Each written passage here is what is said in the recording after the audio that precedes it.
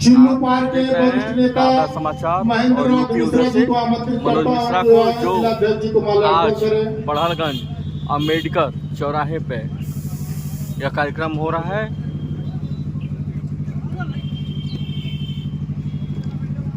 संविधान बचाओ सम्मेलन। अमित तिवारी जी, विपिन मिश्रा और जी, सभी लोगों को सम्मानित किया जा रहा है। विक्रम साहिब तिवारी जी को बुलाता हूं, वो भी आए।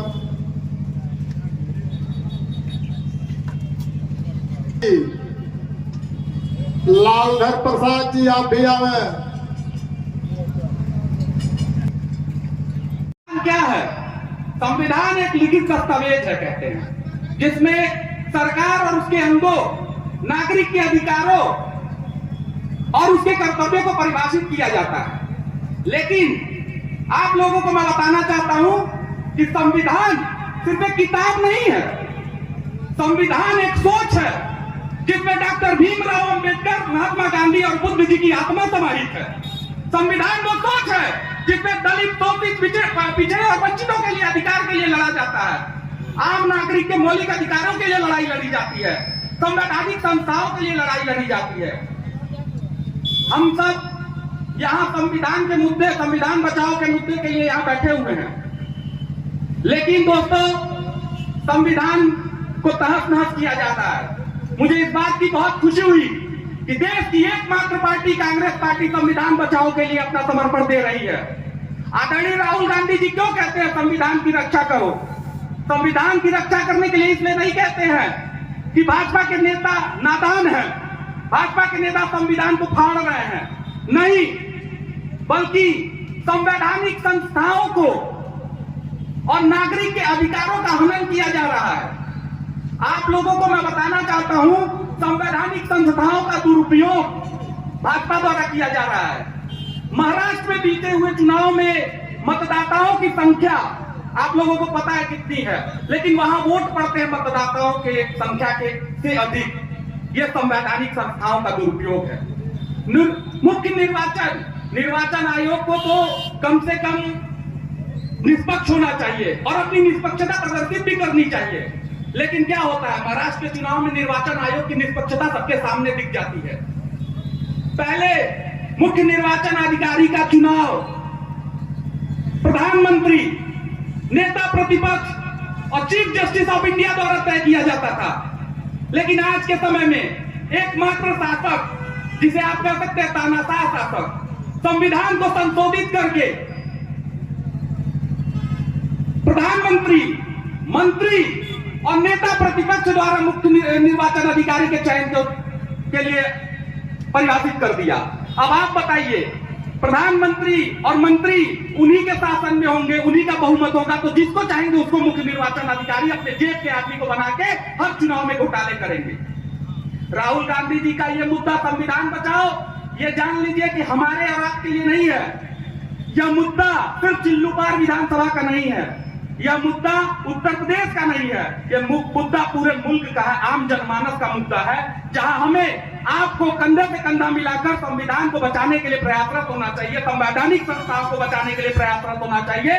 और मैं यही कहूंगा, इस अम्बेडकर जी की मूर्ति के सामने आप यहां से निकलने के बाद सारे नेताओं का भाषण सुन लीजिए, लेकिन उस भाषण को, उस विचार को अपने अंदर प्रदर्शित करिए, अपने अंदर एकत्रित करिए और यहां से निकलने के बाद ये संकल्प लेके जाइए कि हमारे मुद्दे, हमारे भाषण तब तक कारगर सिद्ध नहीं होंगे जब तक आप एक एक जन अपने गांव में जाके आम जनमानस को इस संविधान और इस संवैधानिक अधिकारों को हनन करने वाली भाजपा के खिलाफ आप जब तक ये प्रचार नहीं करेंगे, बताएंगे नहीं, तब तक लोगों को ये जानकारी नहीं होगी। तो मैं निवेदन करूंगा कि यहाँ से आप अपने नेताओं का भाषण सुनिए और जाइए अपने गांव, अपने क्षेत्र, अपने समुदाय में बैठ के इस बात की चर्चा करिए, लोगों को जागरूक करिए। बस इसी। और एक चीज और मैं बता रहा हूं, पिछले 70 से 75 सालों में केंद्र में कांग्रेस और गैर कांग्रेस सरकार राज्य शासन किए हैं, लेकिन उन सरकारों द्वारा संविधान को पोषक दिया गया, बढ़ाया गया, परंतु इन 11 सालों में भाजपा सरकार द्वारा संविधान को खत्म करने का प्रयास किया गया है। इसीलिए मैं आप सभी से निवेदन करूंगा कि इस संविधान की लड़ाई में आप कदम से कदम मिलाकर साथ दीजिए, क्योंकि ये लड़ाई हम सब की है, हमारे देश की है, हमारे मुल्क की है, आम जनमानस की है। धन्यवाद। बैर करना, हम बुलबुलें हैं उनके गुलशिदा हमारा। भाइयों, कांग्रेस ने महेंद्र नाथ देश को सजाने जी संवारने के के द्वारा लिए पंडित जवाहरलाल नेहरू, लोगों को संबोधित स्वर्गीय किया जा इंदिरा रहा है। गांधी जी, स्वर्गीय राजीव और गांधी ने संविधान देश को बलिदान बचाओ दिया है। सम्मेलन के विषय में बताया जा रहा है। स्वर्गीय राजीव गांधी जी कहते हैं, हमारे जब तक सांस है देश के लिए काम आएगा। मैं मर जाऊंगा लेकिन हमें कोई गम नहीं है। और हमारी स्वर्गीय इंदिरा गांधी जी कहती थी, हमारे शरीर में एक भी खून का कतरा है वो देश के लिए काम आएगा। लेकिन देश का प्रधानमंत्री क्या कहता है, हमारा क्या लिए है, झोला उठाऊंगा भाग जाऊंगा। भाइयों, इन बहुरूपियों से अगर आप सावधान नहीं रहेंगे, ये विश्व गुरु बनने चले हैं। हमारे देश की जनता रो रही है, बेरोजगारी से, महंगाई से, भूखों मर रही है, पैसा किसी के पास रह नहीं गया है। किसी नौजवानों को रोजगार देने का कोई व्यवस्था नहीं है। रोजगारों को अगर सड़क पर धरना प्रदर्शन के माध्यम से जाते दिन को लाठी से पीटा जा रहा है। संविधान आज खतरे में है।